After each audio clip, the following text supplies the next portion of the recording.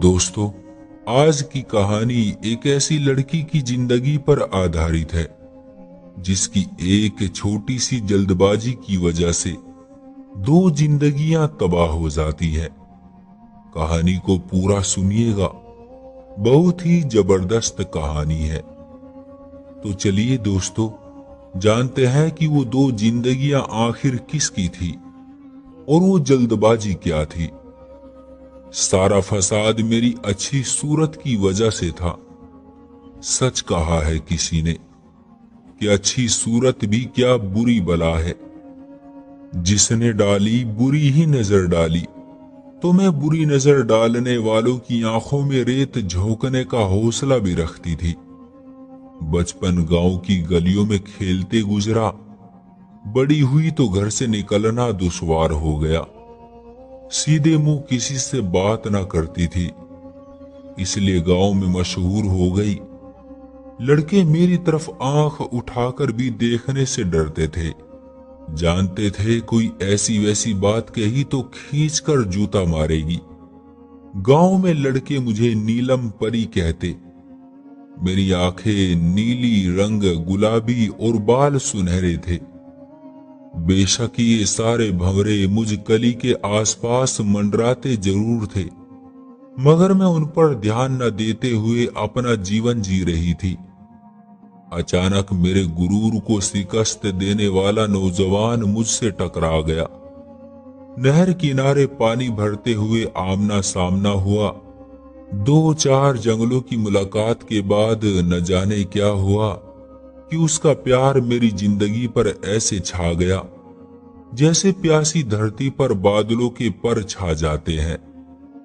Mummy papa को मेरी शादी की फिक्र खाई जा रही थी और मैं थी कि किसी नौजवान को खातिर में ना लाती थी।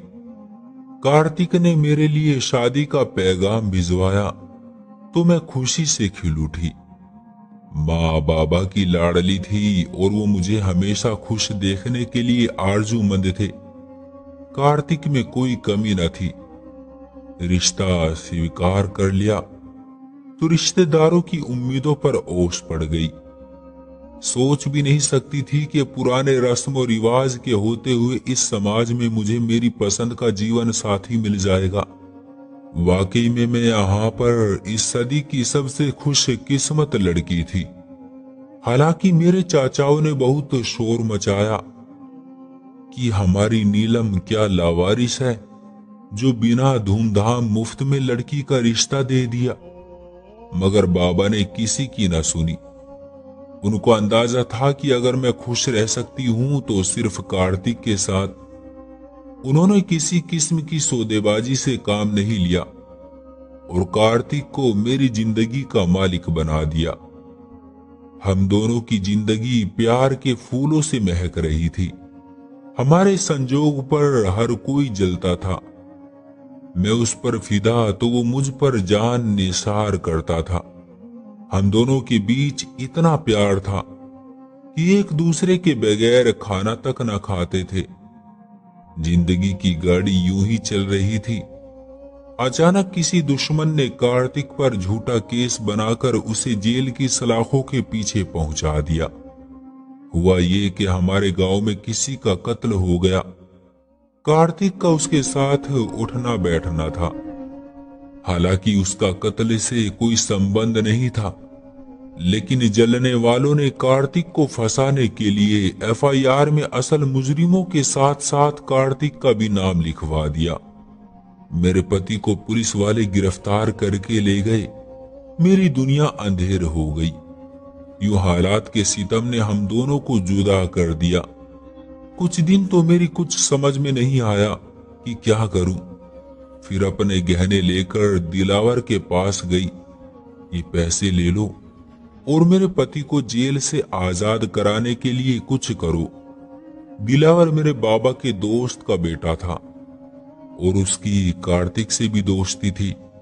पुलिस इंस्पेक्टर था। उसने तसल्ली दी थी कि फिक्र मत करो, मैं तुम्हारी हर तरह से मदद करूंगा। जानता हूं कार्तिक बेगुनाह है। इस रकम से वकील करता हूं और तुम्हारी कार्तिक से मुलाकात भी कराता हूं। तुम बेफिक्र हो जाओ, अब सारा मामला मुझ पर छोड़ दो। बाबा ने भी दिलावर पर भरोसा कर लिया और हमने इस केस के सारे मामलात उसको सौंप दिए।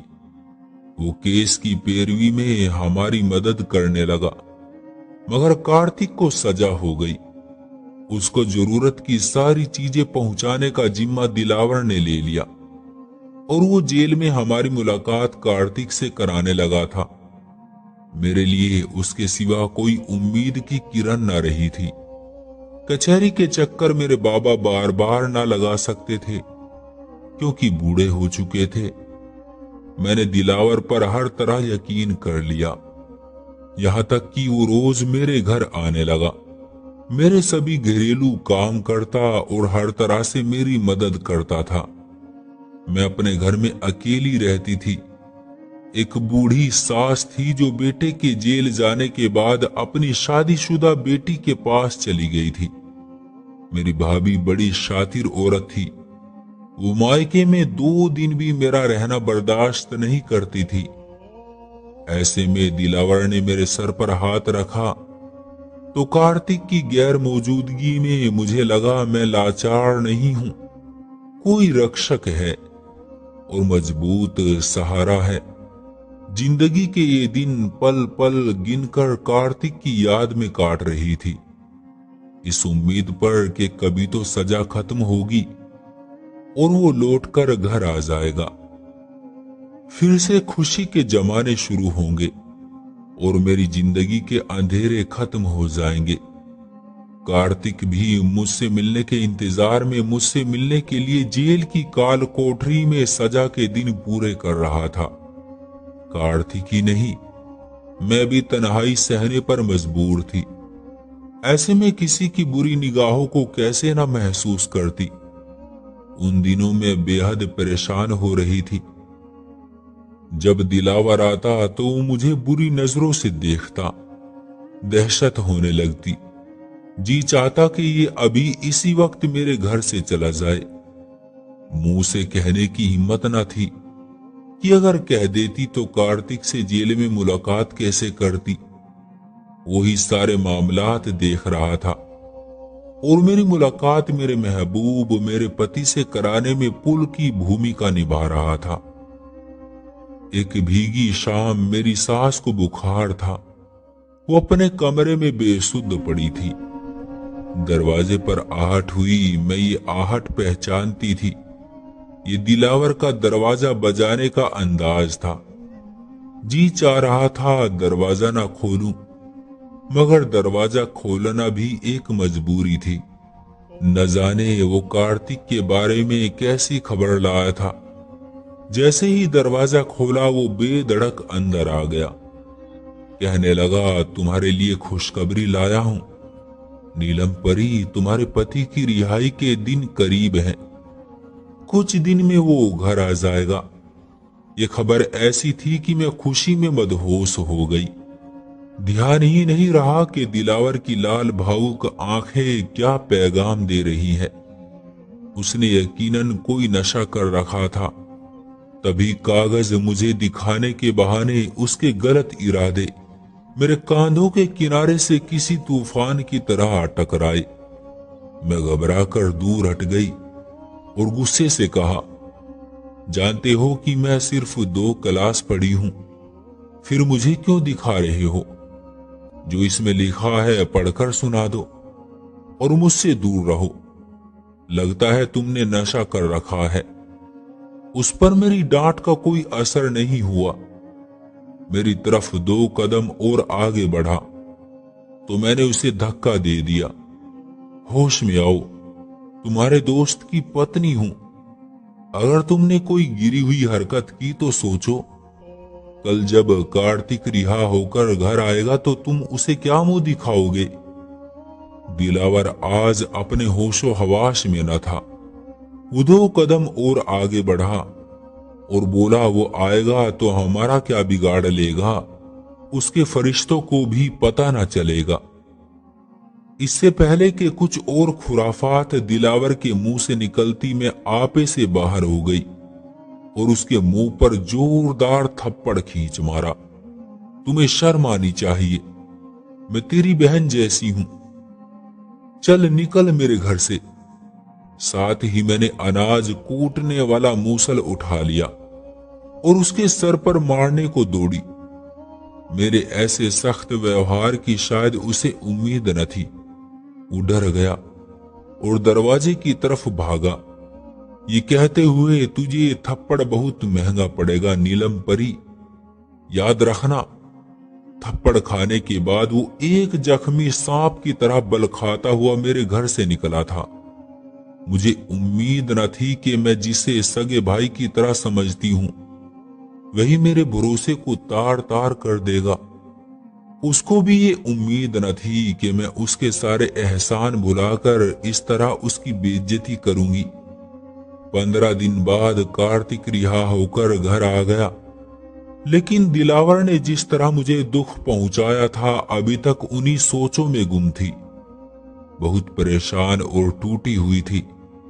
कार्तिक को ये देखकर दुख हुआ कि उसके स्वागत के लिए मैं उसकी तरफ न बढ़ी, बल्कि बेजान मूरत की तरह चूल्हे के पास बैठी उसको हैरान निगाहों से तक रही थी। जेल से रिहा होने के बाद कार्तिक को मेरी सूरत इस तरह नजर आने लगी थी जैसे अंधेरों में कोई रोशनी चमकती है। वो बेकरार होकर घर की तरफ भागा था। जैसे ही दहलीज पार की तो देखा उसकी पत्नी चूल्हे के पास बैठी आटा गूंथ रही है। उसने आवाज दी, देखो इधर नीलम, मैं आ गया हूं। मैंने सर उठाकर उसकी तरफ देखा, जैसे पहचान रही हो कि ये कौन है जो इस तरह बेधड़क आ गया। मैं दौड़कर उसकी तरफ नहीं भागी और न उसका स्वागत किया। वो जहां था कदम वहीं रुक गए। उसे लगा जैसे मैंने उसे पहचाना नहीं है। यह अचानक इतनी मुद्दत बाद देखकर यकीन नहीं कर रही है कि मैं रिहा होकर आ गया हूं। तभी कहने लगा, नीलम क्या हुआ है? क्या मुझे पहचान नहीं रही हो? मैं हूं तुम्हारा कार्तिक। उसने अपनी दाढ़ी को कुछ इस तरह से छुआ जैसे कि शायद हुलिया बदल जाने से मैं पहली नजर में उसको कार्तिक नहीं समझ रही हूं। ये मुमकिन नहीं था कि मैं कार्तिक को ना पहचानती, मगर दुख तो यही था कि पहचान कर भी ना पहचान रही थी। खुशी के मौके पर चेहरे पर गम के साए लहरा रहे थे और आंखों में आंसू भर आए थे। वो तड़प कर बोला, किसने दुखी किया है तुझे? मेरी जान को कसम है, बता दे, मैं अभी उसकी गर्दन तन से जुदा कर दूंगा। उसका ऐसा कहना था कि मैं वाकई दुख से भभक पड़ी। इतनी मुद्दत की जुदाई रही थी, एक एक लम्हे का दर्द याद आ गया था। कार्तिक ने आगे बढ़कर प्यार से गले लगा लिया। आहिस्ता से बोला, सच बता दे, किसने सताया है तुझे कि मुझसे मिलने पर भी तुझे खुशी नहीं हुई? अपना दुख तूने दिलावर से क्यों ना कहा? वो तेरा पूरा ख्याल रख रहा था। मैंने बोला था उसे कि नीलम परी की रक्षा की जिम्मेदारी तेरी है, वो मेरी अमानत है और तूने उसका अच्छी तरह ख्याल रखना है। रोज मेरी पत्नी की खबरगिरी को घर भी जाना है ताकि उसे कोई परेशानी ना हो। हाँ, खूब ख्याल रखा उसने। 15 दिन पहले आया था मेरे सर से पल्लू खींचने। ये कहकर मैं रोने लगी। कार्तिक की सारी खुशी खाक में मिल गई। उसे मैंने अपने घर का पानी तक पीने की मोहलत न दी। जिन कदमों आया था उन्हीं कदमों दौड़ता हुआ घर से निकल गया। मैं कार्तिक को पुकारती रह गई। अब एहसास हुआ कि गुस्से में मैंने ये क्या कर दिया। उसे सांस तो लेने दिया होता, आते ही सब बताने की क्या जरूरत थी। शायद मेरा दिल गम से फट रहा था। कार्तिक को देखते ही ये दुख उसके दामन में डाल दिया, बगैर सोचे समझे कि इस पर क्या बीती होगी। आह, मैं हाथ मलने लगी। काश कुछ न बताती।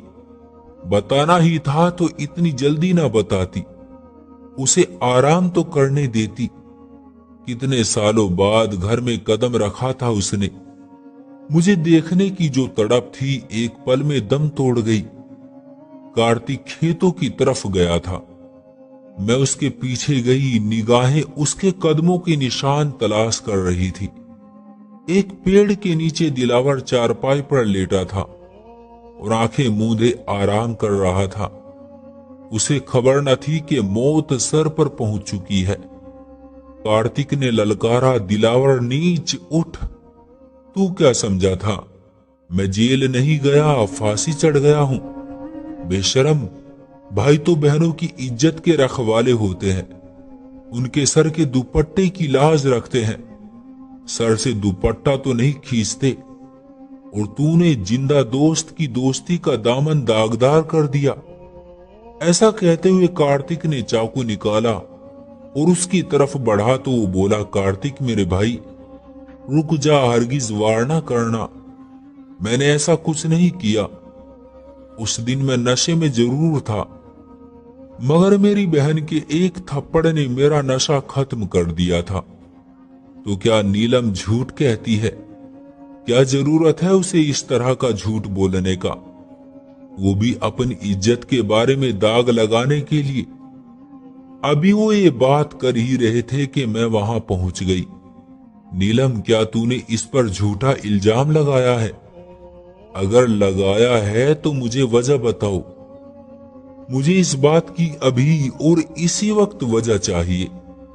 मैंने झूठा इल्जाम नहीं लगाया कार्तिक, इससे कसम ले ले। क्या इसने मेरी तरफ हाथ नहीं बढ़ाया था और मैंने जवाब में इसके मुंह पर थप्पड़ नहीं मारा था?